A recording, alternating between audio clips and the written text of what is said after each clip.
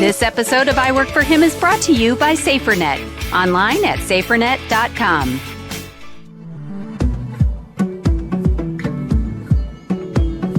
Every day in America, more than 3,000 ministries are serving workplace believers by discipling Christ followers to live out their faith in their work.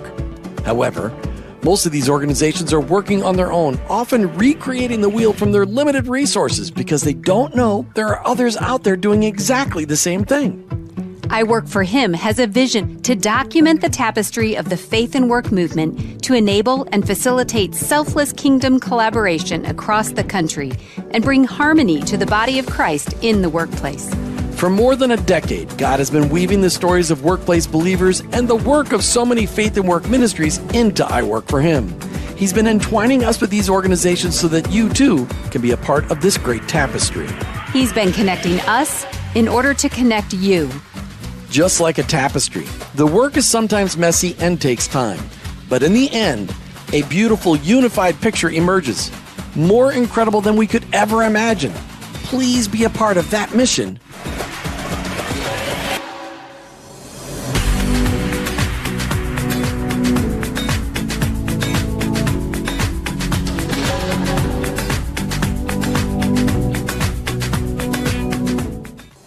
You've tuned into I Work for Him, the voice of collaboration for the faith and work movement. We are your hosts, Jim and Martha Brangenberg, and our mission is to inspire every workplace believer to recognize their workplace as their ministry place, where they work with God every day. What can that look like in your workplace? Well, let's find out right now. You know, Jesus is pretty clear in John 16:33.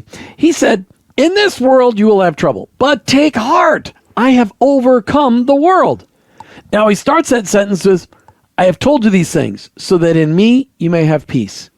How can we have peace when we're facing adversity? What do we do when we face adversity in our work? And the final, most important question is there an upside to adversity? You know, Martha and I moved to Southwest Missouri a few years ago. And in that small amount of time, we have both plugged in pretty heavily here into town. We're involved in rehabbing old buildings, involved in economic development. Martha is now running the annual city festival. We're hosting a weekly news podcast right here for our town and still working with I Work for Him. What's amazing to us is that not everyone appreciates the volunteer work we're doing. We faced amazing adversity in this town, and we have had to decide how to respond. While living out our Christian faith at work, Jesus promised us trouble. Did he tell us how to deal with it? We think he did. And that's what this podcast is all about today. So, Martha, we've faced adversity in the past. Why does this adversity feel different? Well, I think it's interesting, Jim, just even as you were talking in the opening, like we right now are not facing a lot of adversity in what most people would consider our traditional work. Mainly because we just work with each other, right? So in our volunteer, in this time where we're using our gifts, talents, and abilities for the community, when you're doing things out of the goodness of your heart, it's a lot harder to face that adversity, I think, because I think that's why it feels different. Because it's one thing if I've made a work decision and I'm reprimanded, right? Or I do something that causes conflict within my work. I have that scope of that. But as a volunteer and as somebody who just is looking for ways to do good for others, when you face adversity, it's quite surprising. It's been frustrating. But when you put it in the proper perspective, and we're just we just thought today we'd do a podcast that was just a Be Real with Jim and Martha podcast. Because God... Wait a second. We are always real, but we're just talking about our own situation. Yes, we are. We're talking about our own situation instead of covering somebody else's. God plucked us out of Southwest Florida, where we lived in Florida for 20 years, and shoved us into Southwest Missouri because of our youngest daughter, marrying a boy from this little town. And we love it here. Marionville, Missouri. Come visit us one day. Come spend some time with us at our coffee shop once it's open. We love it here. And God's opened up doors for us to plug in our gifts, talents, abilities into this town, including doing a podcast, which if you want to check out our podcast that's local and inviting. It's called the Good Place Marionville podcast. Just look it up on YouTube, Good Place Marionville. We can put it in the show links. We could. What an amazing idea. We've never done a news show before, but that's what we're doing, just covering the good that God is doing. Well, really, the good that's happening in town, we attribute it to God. Not everybody in town does that. But what was amazing is that we opened up our building to community meetings. We have just tried to help wherever we can help because we're empty nesters. We've got time, and not everybody appreciates it. In fact, at the last Alderman meeting, we were on the agenda because we were holding a meeting for free out of the goodness of our heart in one of our buildings, and some people didn't appreciate that. And so why is that surprising to you, Jim? I don't know, because we're just trying to help. And that's all we're trying to do. We're just trying to help. And I understand some people don't necessarily appreciate the help. They all know that we're doing it out of our faith in Christ. They all know that our motivation is that our lives have been transformed by Christ, and therefore we just want to help people. We want other people to experience the really cool stuff that Jesus has done for us. And we're not out there proselytizing on the street corners. Well, we have spent a lot of time praying for people. In fact, I pray at every city council meeting now. I don't know. It surprised us because, I don't know, it just hurt our feelings. We're just trying to help. So let's talk about our response, because it's incredibly important to be Christ-like, right? So our response was, just don't say anything. Because that was the better thing to do. And our response in moving forward is, okay, if that's what the city council wants, we'll move the locations of our meeting. But I think in general, let's talk about our responses to everything that we do. Okay, so not at first just our a response, specific one. Our response was, okay, our feelings have been hurt. All we were trying to do was help. And so when your feelings get hurt as a guy, you get angry. When your feelings get hurt, typically as a woman, you cry. I would love to have just cried. Have been way better than getting angry, but I just was like, really? I mean, why would you attack us? We didn't do anything. But our response, Jesus was really clear. He told us, love God, love our neighbors. That was the summary, basically, of the Old Testament. Love God, love your neighbor. But then he went on to say, love your enemies and pray for those who persecute you. So that's our only choice. Love our enemies and pray for those who persecute you. That's what Jesus said to do. You know, and I think it's important in all circumstances, so not just in a specific one, but in all circumstances to, number one, we have a choice of whether we see somebody as a neighbor or an enemy. And I think that But the response is the same. We're supposed to love them. Right. But it's a whole lot different internally when you say, I'm loving my neighbor or I'm loving my enemy. And naming them as an enemy can be very dangerous. And so I don't think that adversity automatically means someone is our enemy.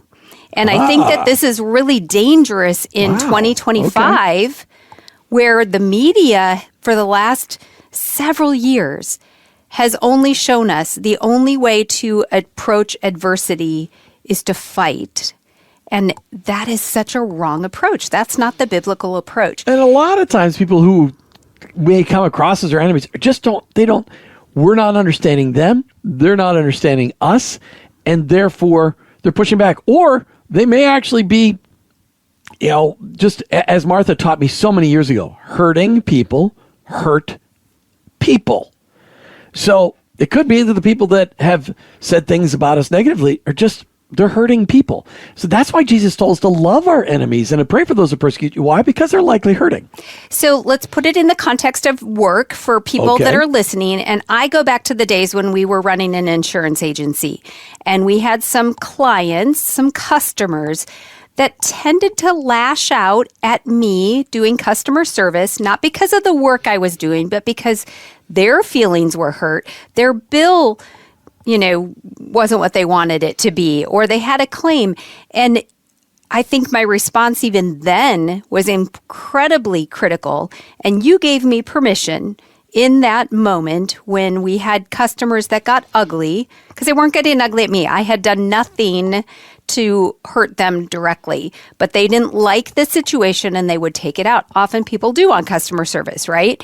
And you said, Martha, you need to tell people when they're getting ugly with you that they do not have permission to talk to me that way, and I have permission to hang up the phone right now if they're going to keep talking that way. And that really was a level of respect that got to get communicated. And so I always appreciated that because nobody has to be ugly in order to get problems solved. No. And we have been living in an era where that has not been what has been modeled very well. Discourse. We've forgotten how to actually have conversations with people. If you have a conflict with somebody, just talk to them about it, people. Seriously, just have a conversation. And even beyond that, Jim, something you've taught me is to ask questions. Don't just assume that we understand. Ask questions. Yeah, don't be a teller. Tell me where this is coming from. I want to better understand. In fact, we just had a conversation this week. You mentioned the coffee shop that we're going to be opening. And we've been talking with some people that are like, I'd like to have hard conversations around a table open it up and say, hey, on Tuesday morning, this pastor or this citizen or this person, whatever, is going to be talking and have an open round table talking about some hard topic so that we can get in the practice and the and work that out. Just be able to show what it means to have good conversation where we don't necessarily see eye to eye. So I think a lot of people find adversity in their work and don't know what to do with it because it's either fine, I'm just going to leave, or take my ball and go home, or your briefcase or whatever it might be for your work. And people don't carry briefcases anymore. I don't think. Backpacks? Okay, maybe a backpack. All right. So when our days are or weeks are tough or years are tough, where do we go for encouragement? Well, we have learned over the years about praying together in our work, especially when there's conflict or frustration, or we're hitting a blank wall or whatever you might want to say, where we just, it's tough. Then we say, okay, let's just stop and pray with each other. But I want to share something. I shared this in a ladies group recently, and I thought that this would be a really good place to share it as well. And I'm holding up on the video an ornament of an elephant. It's a white elephant. It's just because it's the wood. But the point of this was that, okay, I've never in my life wanted anybody to call me an elephant. But after I read this, I'm going to challenge each and every one of you to be the elephant. Okay, and it's a story of love and loyalty. And it goes like this. In the wild, female elephants are known as fierce protectors. And when one of their sisters is suffering, they circle up around her. They close in tight, watch guard, and even kick dust around her to mask her vulnerable scent from predators. And yet, we are the same. This is who we are and who we are meant to be for each other. Sometimes we are the ones in the middle. Sometimes we are the one kicking up dust with fierce love, but the circle remains. And then this card says, thank you for being my elephant. And I think this really symbolizes in a lot of ways what believers need to do for each other. Lift each other up, protect each other, not to say, like, I don't want, anybody to get in, but protect them so they can be who they were meant to be, and keep off the predators by supporting each other. And for us, we know that circle includes praying for each other and encouraging each other, seeing the gifts and talents and abilities that God's given us, and then allowing them to live that out so they can live another day without that adversity. I think it's so important that we have somebody we can go to when we're having a tough day. Somebody that will go, hey, Jesus said you're going to have a tough day. Just it's not the end of the world. Not every day is going to be like this. Don't respond. Wait till tomorrow to send that email back that you need to send, or that you want to send right now, or whatever it is, or text message, or instant message, or phone call. Go to somebody who doesn't have skin in the game, who is an encourager, but will also speak truth into you. Because a lot of times when we face adversity, we get discouraged. We just want to quit, or we just want to walk away, or we just want to smack somebody. I've never wanted to do that openly, but in my head, sometimes I want to say things that I shouldn't say. But we need somebody that's going to be that for us. Sometimes it could be different people. But, go ahead. Well, I just was going to say, that for us, like I mentioned before, prayer has been a really vital part of our journey, both professionally and personally. Ever since our very first date, you and I have prayed together daily. And when things are tough at work or home, we do stop and pray. Now, it hasn't always been that way. That's something we've learned along the way. But I just want to encourage listeners about the I Work for Him Nation covenant that we have on our website. It has been adopted by thousands of people with the very same goal: to commit their workplace as their mission field and to commit to pray for those they work with and eventually pray with them too. So just imagine the encouragement you can bring to your work when you pray for your coworkers and start praying with them when the opportunity arises. So I just want to encourage you to go to iworkforhim.com/join the nation and learn more and start making that change in your work happen. I would also encourage you, if you're watching this on YouTube, which is fun, you'll see that I'm in a really heavy sweater today because, it is really cold in Southwest Missouri today. But what's really cool about Southwest Missouri, last Sunday it was 50. Next Monday it'll be 63. Today, 8 below zero. Actually, by the time this show releases, it'll be springtime practically. Out in shorts and a t-shirt. Only in a couple days. Southwest Missouri. Come here for the weather. All right. That was good. One of my favorite verses. And I grew up in Minnesota. I don't know if everybody listening, I grew up in Minnesota. I'm kind of a mutt. I was born in New Jersey, lived in Maryland until I was 8, moved to Minnesota just after my 8th birthday. And we had this saying in Minnesota: no good deed goes unpunished. I don't know. I don't know where it came from. I should have done some research, some etymological research on where did that come from.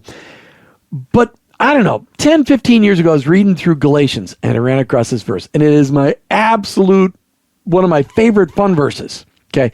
Because Paul writes to the Galatians, and in 6:9, Galatians 6:9, he says, "So let's not get tired of doing what is good. At just the right time, we will reap a harvest of blessing if we don't give up." And why did Paul write that to the Galatians? Well, of course, because no good deed goes unpunished. Because why would you get tired of doing what's good?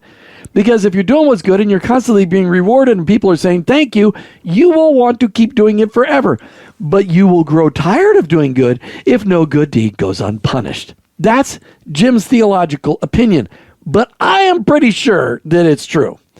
Well, I think I love breaking the verse down and looking at each part of it, because we don't need to sit on the no good deed goes unpunished. What we need to sit in is the promises that God gives us. And he says, don't go weary of doing good.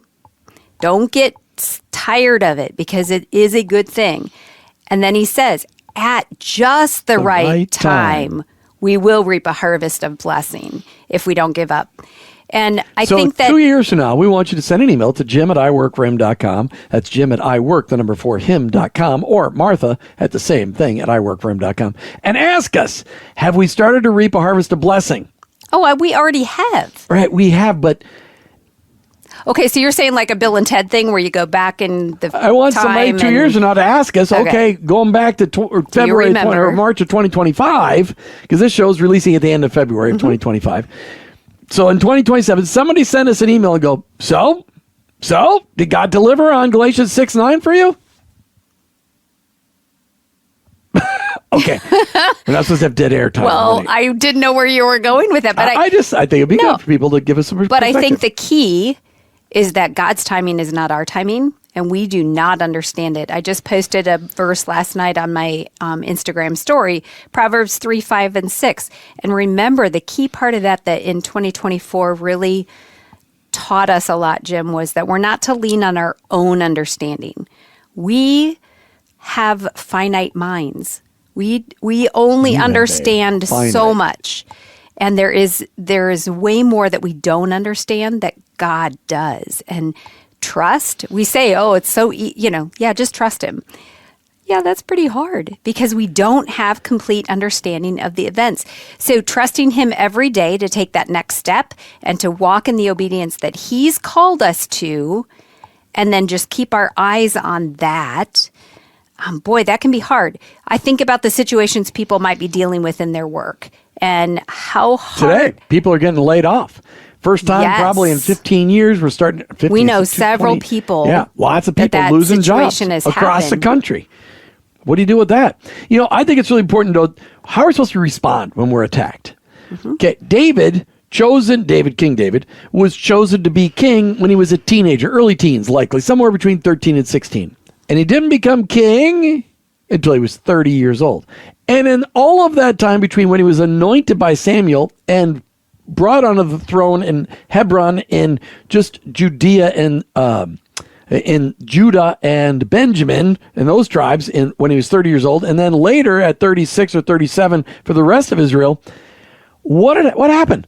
Well, his boss, the king, started chasing after him, trying to kill him. His best friend Jonathan's dad, that was Saul, that is like a tangled web when you think about it. David was and David was presented with many opportunities where he could have eliminated his enemy. But he said, that's God's anointed. And that's up to God to take care of my enemies. Ooh. I'm not going to attack. That's right. And I've seen it. When you love on an enemy, eventually they could become a friend. Once you actually have a chance to really understand them. I always pray when I have people that are persecuting me or enemies, Lord, give me a chance to serve them. I just want to serve them. But I think about, Jim, all of the Psalms that David wrote through the years. And even though he knew that he was anointed, he had ups and downs. He questioned God. He said, my heart is so, in he'd start up the Psalms. Yeah, he would start the Psalms with, God, what are you doing? But at the same time, he would celebrate, he would then be like, God, I see your plan and I love you and I praise you and I thank you. And, we are like that every day. It's really hard sometimes in the midst of our own adversities to see what the purpose might be or where it's going to go. And we don't have the privilege of him. He was physically told he was going to be the king, but he still had to wait a lot of years. So it's amazing how all of that can teach us lessons. And we're watching the Chosen series right now, which just really puts the life of Jesus into Hollywood action. And it's fun to see it. It's scripturally based. Obviously, they add some storyline to it. But you talk about adversity. All Jesus did was heal people, love people, take good care of people. And all the religious people wanted to do was kill him. Mm-hmm. Because why? Because they were threatened by what he was doing. And he claimed to be the Messiah. And they're like, well, but if you're the Messiah, we don't believe you. And it's an inconvenient truth. And we're going to kill you. So talk about adversity. Speaking of adversity, Martha, have you ever felt like everything's going wrong? Yeah, we had a whole year like that. Well, back when we owned an insurance agency, we often had clients tell us that when they were going through a divorce or something else was really hard. People would tell us. It wasn't uncommon for someone to have an accident because they were distracted with other elements of their life. In fact, if you're listening to this and you're going through a divorce, just have other people drive you because you are almost 100% likely to have an accident. Ultimately, it was like everything was going wrong for these people. Well, there's an area of your life and work where you could be on the proactive side and keep things from going wrong all the time. Use SaferNet. Online at safernet.com. That's right. We have SaferNet installed on all of our electronic devices, our iPads, cell phones, laptops, desktops, to keep the bad guys at bay. Their VPN, virtual private network, web filters, antivirus protection give us one less headache to worry about. Anything going wrong, and their pricing, it's going to make you smile. We just literally, you could use Wi-Fi anywhere you go if you got SaferNet on your devices. Go to safernet.com to learn more and tell them I Work for Him sent you.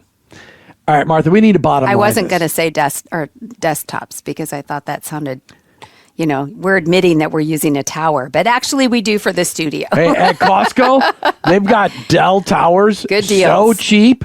Phenomenal deals. That's what we use in our studio. Shout out to Costco, I guess. Oh. Ooh. That's okay. Another free advertisement right here. All right. On I Work for Him. All right, bottom line this. When we're facing adversity, what do we need to do? Definitely pray. Be in the Word. My sister gave me a book by, it's a gal. Her website is clearly stated, and a lot of people will know who she is if you follow her on Instagram. Another free plug right here on I Work for Him. Oh, yes. But her name, so Clear. Her name is Cleere. So it just kind of is cute because it's like clearly stated.